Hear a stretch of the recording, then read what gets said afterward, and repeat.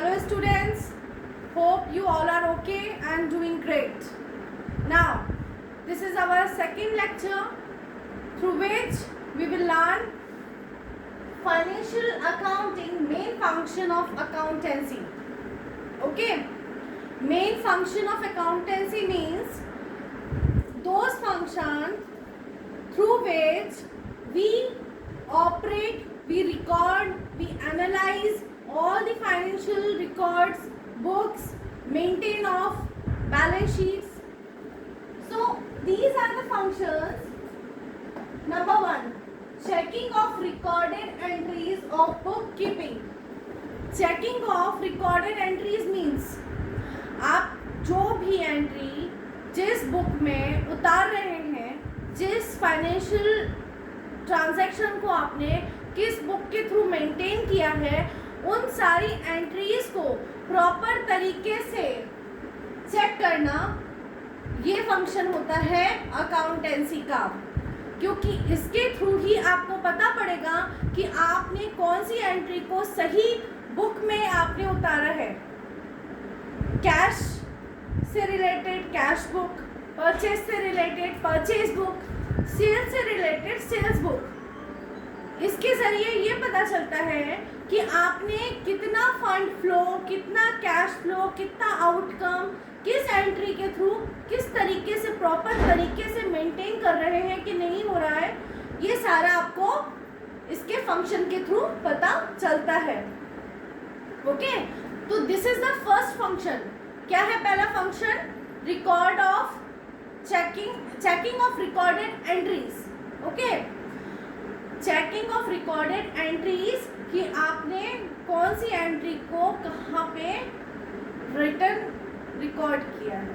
Correct. Now second, preparation of trial balance. Trial balance is also a part a book maintained through bookkeeping for accountancy. bookkeeping में एक trial balance book maintain होती है जो accountancy के through की जाती है। ट्रायल बैलेंस का preparation is a function of accountancy. Now trading account, आपका क्या ट्रेडिंग अकाउंट का क्या लेखा जोखा कहाँ रहा है, ये सारा फंक्शन किसका है? अकाउंटेंसी का। P&L अकाउंट, प्रॉफिट है कि लॉस है, प्रॉफिट एंड लॉस का जो अकाउंट मेंटेन होता है, that is also a function of accountancy. Balance sheet, the final entry where we get all the assets, liabilities, our bills, receivables, all these entries are maintained in balance sheet. ये सारी balance sheet की जो entry है, ये किसका function कहलाती है? Accountancy का। Rectification of error. Rectification of error वो बुक है जिसके थ्रू आप ये मेंटेन करते हैं कि आपने कहीं पे कोई गलती करी है तो आप उसके लिए रिवर्स एंट्री करते हैं। Are you getting my point students? Reverse entry, like आपने अगर गलती से किसी को पेमेंट कर दी जबकि आपको उससे पेमेंट लेना था, तो उसके लिए हम जो एक रिवर्स एंट्री तैयार करते हैं वो कहलाती है रेक्टिफिकेशन ऑफ एरर। जो एरर हुआ है उसको रेक्टिफाई करना, करेक्ट करना, चेक करना। So this is the main function of accountancy कि आप आपकी एंट्रीज को प्रॉपर चेक करके रेक्टिफाई करके लिखो। Okay, now next point, adjustment entries. कई बार क्या होता है कि आप अकाउंट मेंटेन करने के चक्कर में हम भूल जाते हैं कि कौन सी चीज़ कहाँ से आई। लाइक 10 ट्रांजैक्शन है, उस 10 ट्रांजैक्शंस में से आप कोई एक ट्रांजैक्शन भूल गए रिकॉर्ड करना, आपने उसकी एंट्री कहीं पे भी नहीं करी। अब आपने जब उसका वैल्यूएशन किया तो आपके P&L में या फिर आपके प्रॉफिट एंड लॉस में जो डिफरेंस आ रहा होगा उसको फुलफिल करने के लिए जब आप उसको मेंटेन करते हैं, दोबारा से एनालाइज करते हैं, चेक करते हैं कि कहीं कोई एंट्री छूटी तो नहीं, या कहीं पे कहीं कोई एडजस्टमेंट तो नहीं रहा, तो वो जो एंट्री को हम बीच में एक बार ला के उसका एडजस्टमेंट करते हैं, that is called adjustment of entries. Okay, कोई भी एंट्री जिसका लेखांकन नहीं हुआ है उसको बाद में उसका लेखांकन करना एडजस्टमेंट ऑफ एंट्रीज कहलाता है। ओके, एडजस्टमेंट ऑफ एंट्रीज आपको ये दर्शाता है कि आपने कौन सा लेखांकन करना या दर्शाना आप भूल चुके हैं, आपने उसका रिकॉर्ड मेंटेन नहीं किया है, आपको उसका रिकॉर्ड फिर से उसी बुक में करना है, तो उसका एक एडजस्टमेंट तैयार होता है जिसे कहा जाता है adjustment of entries, and this is also a function of accountancy. Now analysis and interpretation. Analysis और इंटरप्रिटेशन से आप क्या समझते हैं? एनालिसिस कोई भी चीज़ को एनालाइज करना होता है, इंटरप्रिटेशन किसी भी चीज़ को इंटरप्रेट करना, सोच के गणना से उसका लेखांकन करना इंटरप्रिटेशन कहलाता है। अकाउंटेंसी का ये एक बहुत ही अच्छा फंक्शन है जो आपको ये बताता है कि आपको अपने डेटा को किस तरीके से एनालाइज करना है। ओके, न्यूमेरिकल्स को, मनी को, फाइनेंशियल ट्रांजैक्शंस को किस तरीके से एनालाइज करना है और किस तरीके से इंटरप्रेट करना है, उसकी गणना करनी है कि हाँ इसका खर्चा यहाँ हुआ है तो इसकी एंट्री ये होगी, या यहाँ पे वो वैल्यूएशन आना था। तो इस तरीके से जब एक अकाउंटेंट अपने फंड की गणना करता है और मेंटेन करता है, ये सारी बुक्स को इंटरप्रेट करता है, एनालाइज करता है, कंप्यूटेट करता है, तो ये सब करने की जो तरीका पद्धति कहलाती है उसको हम कहते हैं एनालिसिस एंड इंटरप्रिटेशन, जो कि एक फंक्शन है अकाउंटेंसी का। अकाउंटेंसी में हम हर एक फाइनेंशियल ट्रांजैक्शन को सबसे पहले एनालाइज करते हैं, इंटरप्रेट करते हैं, डिफाइन करते हैं, फिर उसका एक कंप्यूटेशंस ऑफ बुक्स तैयार होता है जिसको हम कैलकुलेशंस करते हैं, और फिर हम उसका लेखांकन करते हैं अपनी बुक ऑफ रिकॉर्ड्स में, जिसके थ्रू हमें सारी एंट्रीज एक जगह प्रॉपर तरीके से मेंटेन होकर मिलती है, उसे कहा जाता है accountancy. And this is a very big function of accountancy कि आप किस तरीके से चीज़ों को एनालाइज कर रहे हैं। Now our next point is making estimates for future. Making estimates for future means आप कोई भी चीज़, कोई भी कार्य को आप करते हैं तो आप सबसे पहले ये सोचते हैं ना कि उसकी फोरकास्टिंग क्या होगी, आप फोरकास्ट करते हैं। कोई भी चीज़ का फ्यूचर एनालिसिस करना फोरकास्टिंग कहलाता है। अगर आप किसी भी चीज़ का फ्यूचर का एनालाइज करते हैं कि भाई इस चीज़ का किसी भी अकाउंटिंग का, किसी भी हमारी करनी का, कोई भी हम जो काम कर रहे हैं उसका फ्यूचर रिजल्ट क्या होगा, उसका फ्यूचर रिजल्ट क्या होगा, ये सब जानना ही फोरकास्टिंग कहलाता है।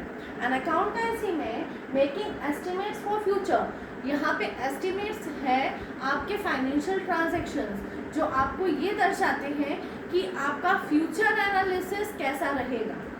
सो आपका फ्यूचर एनालिसिस होना, आपको फ्यूचर में अपने प्रॉफिट गेन के बारे में फोरकास्ट करना is estimation making for accountancy, ताकि आपको ये पता चल सके कि आपने अपने अकाउंट्स रिकॉर्डेड जो अकाउंट्स में मेंटेन फाइनेंशियल ट्रांजैक्शन किए हैं उसकी फ्यूचर वैल्यू क्या रहेगी, आपको उसका फ्यूचर रिजल्ट जो निकल के क्या आने वाला है, अच्छा है, बुरा है, गेन है, प्रॉफिट है, किस तरीके से मेंटेन है, कहाँ हम एंट्रीज को एडजस्ट करेंगे, कहाँ पे हमें रेक्टिफाई करना है, ये सारा जो एस्टिमेट हम फिगर कंट्रोल करके लाते हैं, कैलकुलेट करते हैं, ये कहलाता है making estimates for future.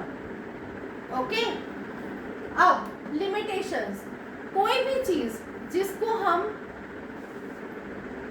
Importance देते हैं, क्लासिफाई करते हैं, उसके फीचर्स को पढ़ते हैं, हर एक चीज़ की अच्छाई है तो भाई उसकी लिमिटेशंस भी तो होंगी। कहीं ना कहीं वो किसी न किसी चीज़ को, हर एक इंसान में अगर कोई खूबियाँ हैं तो खामियाँ भी कहलाती हैं। ऐसे ही अकाउंटेंसी अपने आप में पूरी परफेक्ट नहीं है। किस लिए? क्योंकि उसकी अपनी लिमिटेशंस है। लिमिटेशंस क्या है? पहली, इनकम्प्लीट डेटा।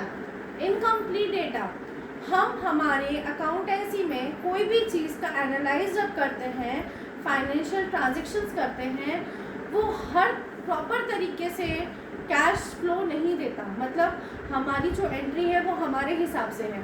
हर एक कंपनी का मेंटेन करने का बुक्स को तरीका अलग अलग होता है, ठीक है। हर अलग अलग तरीके से अगर देखा जाए तो उसका रिजल्ट भी अलग निकल कर आता है। तो एक तरीके से क्या कहलाता है ये कि हमें इनकम्प्लीट डेटा होने के कारण हमारा इनएक्यूरेट रिजल्ट आता है। इसलिए अकाउंटेंसी की लिमिटेशंस होती है कि हम इसके बारे में प्रॉपर डेटा कलेक्ट नहीं कर पाते हैं, जिसके कारण अकाउंटेंसी में एक्यूरेट फिगर को आइडेंटिफाई करना मुश्किल होता है। इनएग्जैक्टनेस, इसमें आपको ये पता चलता है कि आपने जिस तरीके से रिकॉर्ड्स किया है फाइनेंशियल एंट्रीज को, क्या वो प्रॉपर है, उसका एग्जैक्ट फिगर क्या है, उसका एग्जैक्ट एंड रिजल्ट क्या है। उसकी कमी होने के कारण अकाउंटेंसी की ये लिमिटेशंस हो जाती हैं कि हमें प्रॉपर फिगर की एग्जैक्ट फिगर निकल के नहीं आता है, एग्जैक्ट फाइनेंशियल पोजीशन हमें नहीं मालूम पड़ पाती है, इसीलिए वो कहलाती है inexactness. Okay, now showing valueless asset. हर एक कंपनी का अपना एक तरीका होता है अकाउंट्स को फॉलो करने का। Now showing valueless assets. Valueless assets को हम क्यों ऐसा बोलते हैं कि अकाउंट्स हमें किसी भी चीज़ की असेट की वैल्यू को कम करके दिखा रहा है। हर एक कंपनी में, हर फैक्ट्री में, हर मैन्युफैक्चरिंग यूनिट में अपना एक डेप्रिशिएटिंग वैल्यू होती है। कोई भी मशीन, कोई भी चीज़ जब काम पे चालू होती है तो उसका एक डेप्रिसिएशन वैल्यू क्रिएट किया जाता है। एक मशीन आती है, मशीन से पूरे साल काम होता है, बहुत सी चीज़ें उससे मैन्युफैक्चर की जाती हैं, प्रोड्यूस की जाती हैं, तो वो मशीन की एक लाइफ डेप्रिशिएट होती है। तो वो डेप्रिशिएट होने के कारण उसका इम्प्रॉपर वैल्यूएशन होता है। हर एक कंपनी का अपना एक वैल्यूएशन मेथड होता है जो कि इम्प्रॉपर होता है अकाउंटेंसी के लिए। हम उसकी एग्जैक्ट डेप्रिशिएट वैल्यू नहीं कर पाते हैं, जिसके कारण हमें वो वैल्यू असेट की वैल्यूलेस असेट कहलाती है। करेक्ट? कोई भी असेट जिसका वैल्यूएशन डेप्रिशिएशन वैल्यू प्रॉपर तरीके से नहीं दिखलाती है, नहीं सामने आ पाती है, उसकी कमी अकाउंटेंसी की लिमिटेशंस को क्रिएट करती है। Now manipulations. मैनिपुलेशंस से मतलब क्या है? मैनिपुलेशन होता है किसी भी एक अकाउंटेंसी मेथड में अकाउंट्स को जब हम रिकॉर्ड करते हैं तो हम फिगर्स को बहुत मैनिपुलेट करते हैं, उसको हम ब्रॉड वे में हर तरीके से रिकॉर्ड करके एनालाइज करने की कोशिश करते हैं। तो हर एक अकाउंटेंट का उस कंपनी के थ्रू एक मैनिपुलेटिंग वैल्यू क्रिएट होती है। वो मैनिपुलेटिंग वैल्यू जो होती है वो आपकी अकाउंटेंसी को लिमिटेड कर देती है, एक लिमिटेशंस बाउंड्री को क्रिएट करती है, जिसके कारण अकाउंटेंसी की लिमिटेशंस क्रिएट होती हैं as accountancy has its own manipulating value. Now, in a scenario, we will understand all these functions and limitations like checking of record entries.